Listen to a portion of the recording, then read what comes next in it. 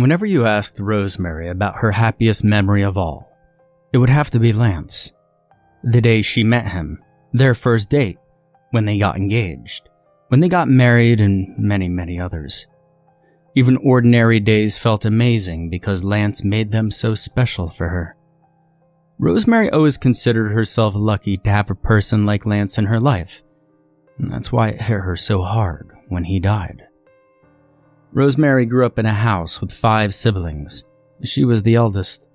When she was 12, she decided to move away from her home because her parents wanted her to go to school to become a nurse or a teacher.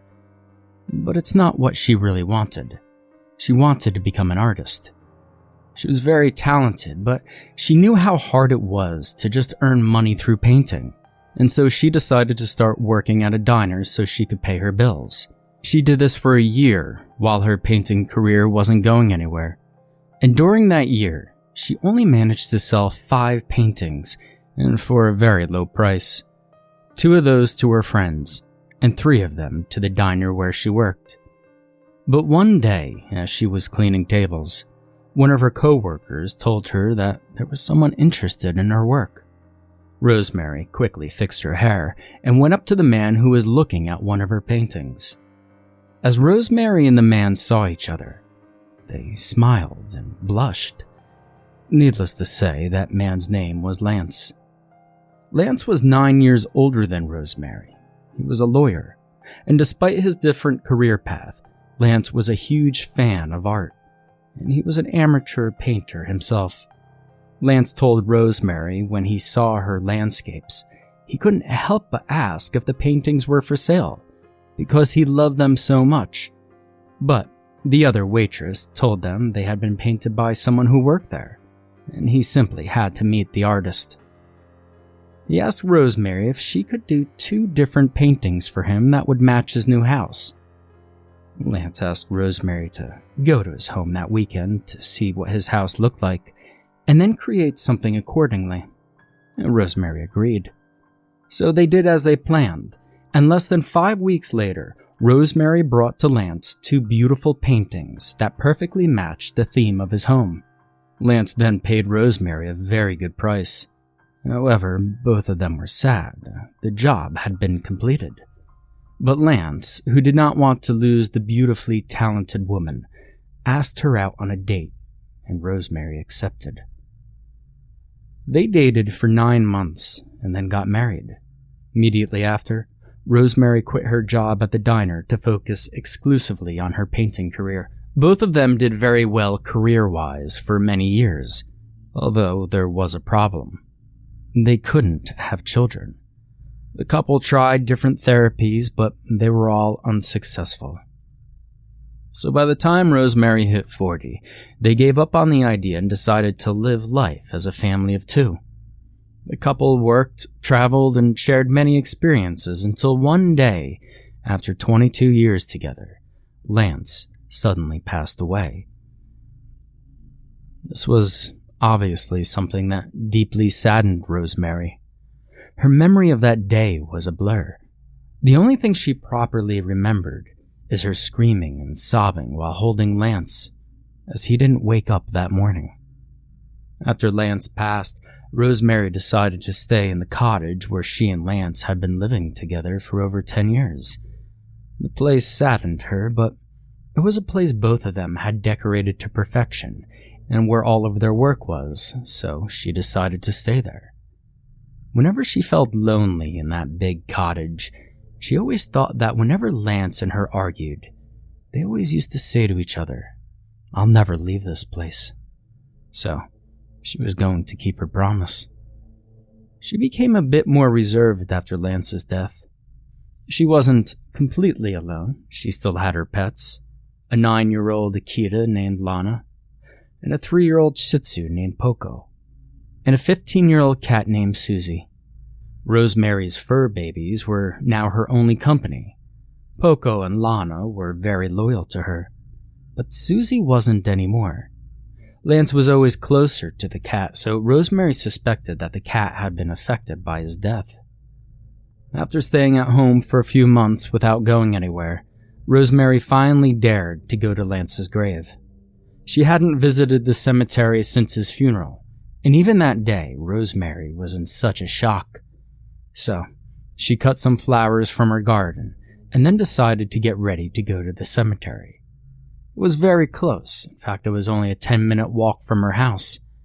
Rosemarie went to the cemetery, and even though it took her time to find Lance's grave, she finally did. She noticed how the tombstone was well looked after, and even had some fresh flowers, which made her happy, but at the same time made her feel guilty that someone else was properly looking after her husband's grave. Rosemarie promised Lance she'd go to the cemetery every day to spend time with him. That night, after coming back, Rosemarie was at home lying with Poco. She then heard Lana barking downstairs, and Poco decided to jump off the bed and run downstairs too. Rosemarie decided to go downstairs to see what was happening. As she was coming down the stairs, she noticed the light was on, and the dogs were on the sofa. Rosemarie noticed the man was sitting on the sofa too. "Who are you?" Rosemarie asked the man, but he didn't reply. She then rushed down the stairs and ran towards the sofa to see who this man was, as she screamed once again, "Who are you?" As she got closer to the man sitting on the sofa, the man rapidly turned his head toward her and looked at her to reveal who he was. The man's face was a very familiar and beloved one. She couldn't believe what she was seeing. The man that sat in front of her was none other than Lance. Unfortunately, as she was going to come towards him, Rosemarie opened her eyes and found herself screaming Lance's name while she was still in bed. It had been nothing but a dream. At first, Rosemarie felt agitated because of her dream, but then she realized that this was the first time after her husband had died that she had dreamed about him. The next day, Rosemarie decided to go back to the cemetery. Although she was scared of certain things, she now believed that she had that dream because she visited his gravestone. The second day at the cemetery, Rosemarie noticed that there were more flowers at the tombstone. But she didn't give it any more importance. She simply talked to Lance for a long time. "If it was you, please visit my dreams again," she begged. And once the sun had set, Rosemarie decided to head towards the house once again. This time, she noticed that strangely enough, the living room light was on. However, she did not see anyone around.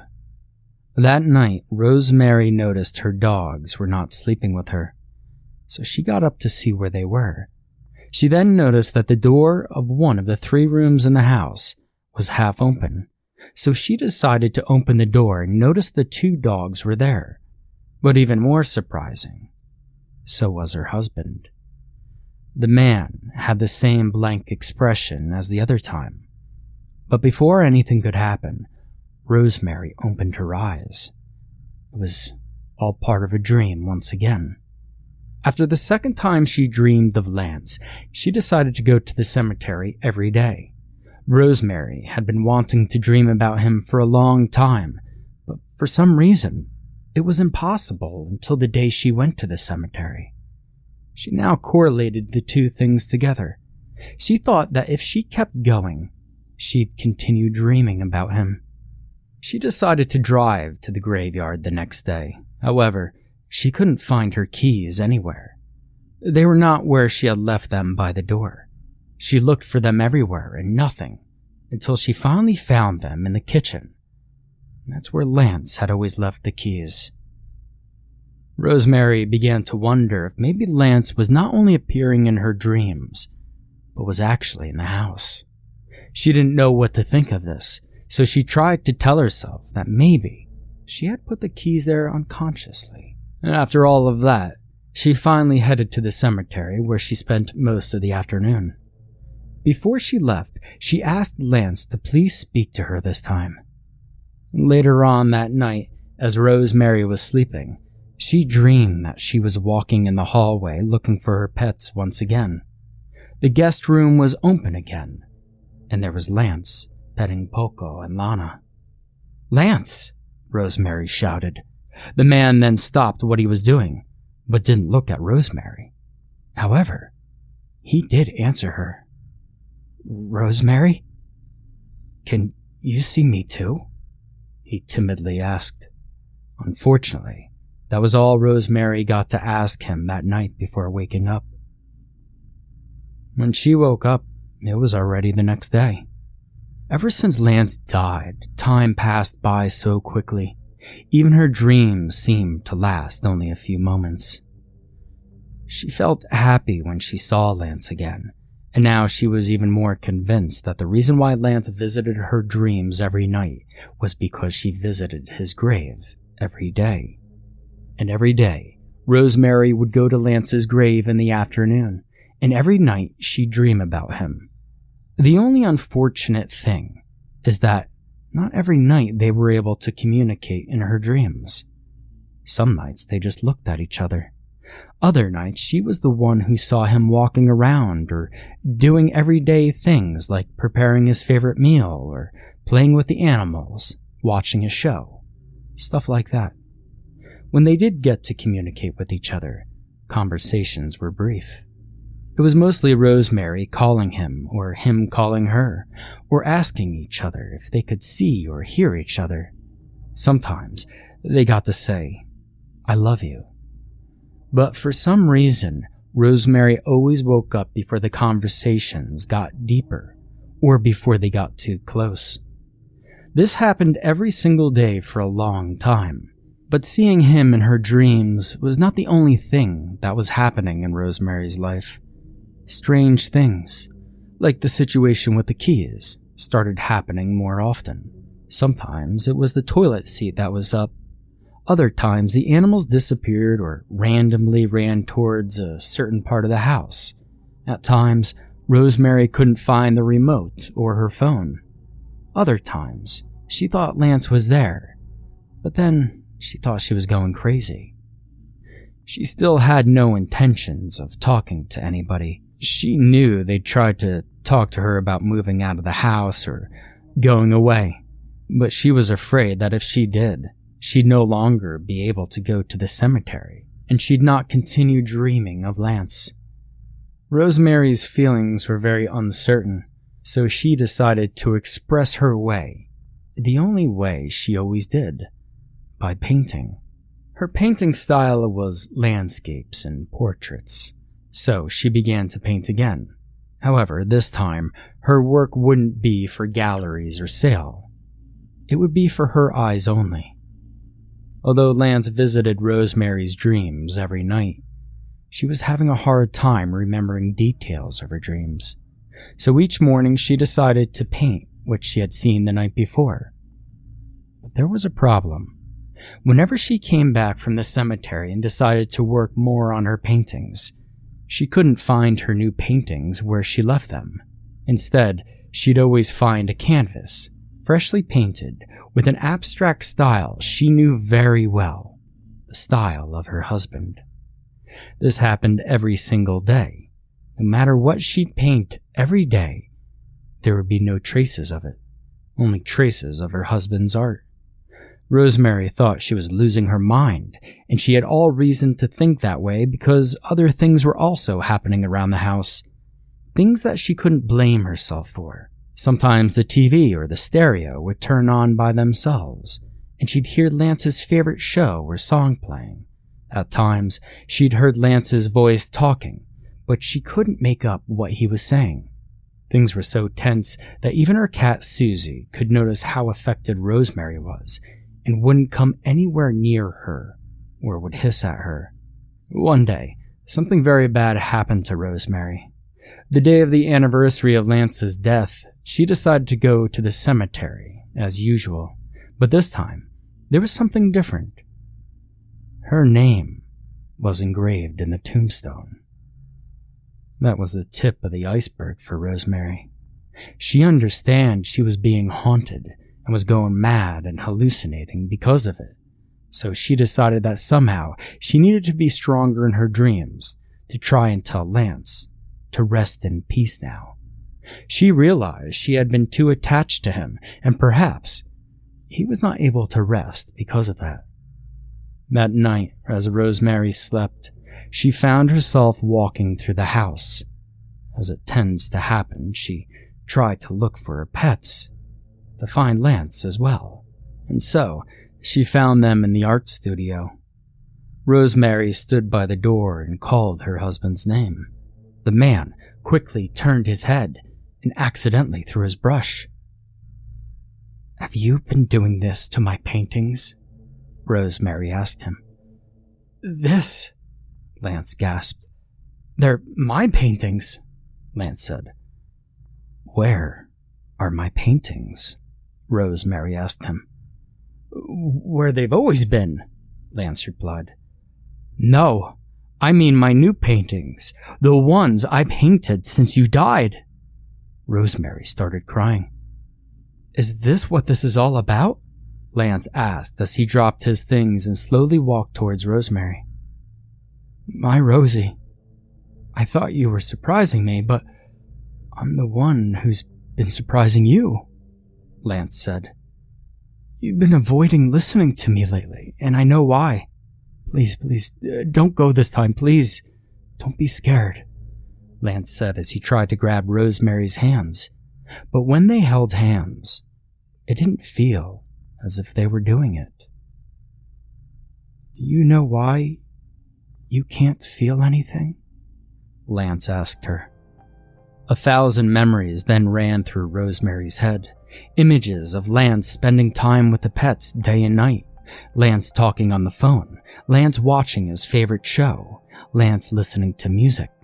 Hanging his keys by the kitchen.